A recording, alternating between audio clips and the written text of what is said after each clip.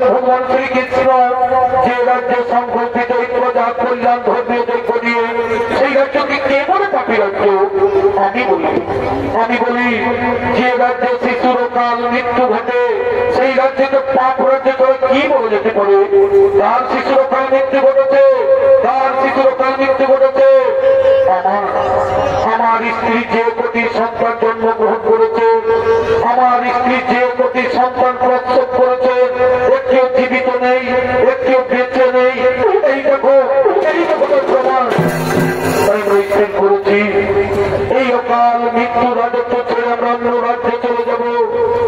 তোমরা তোমাদের প্রজা কল্যাণ ধর্মীয় दैक्य নিয়ে এই পাপ রাজত্ব কেউ আর বসবাস করবে না, এই পাপ রাজত্বে কেউ আর বসবাস করবে না।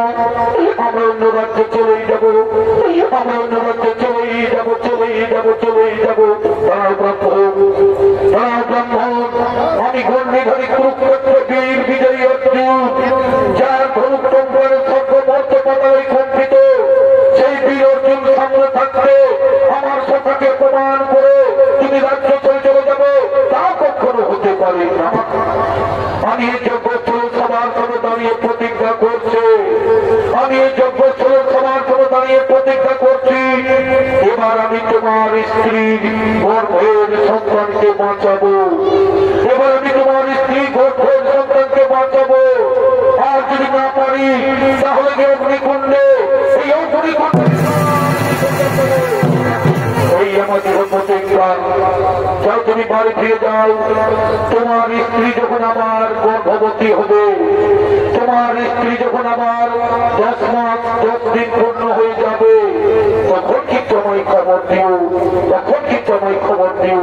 ঠিক আছে, আমি তোমার কথা মতো বাড়ি চলে যাচ্ছি, আমি তোমার কথা মতো বাড়ি চলে যাচ্ছি।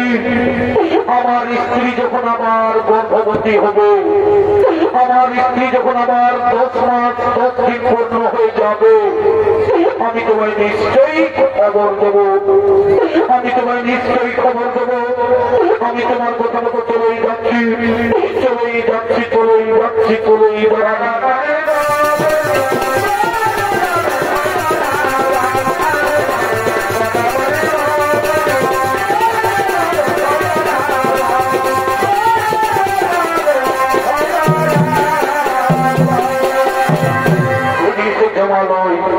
এদিকে জমালয় ওইদিকে জমালয়, জমের দুধ উদাল আসছে সেই তারকা নগরে ব্রাহ্মণী গর্ভের সন্তানকে কেড়ে নেওয়ার জন্য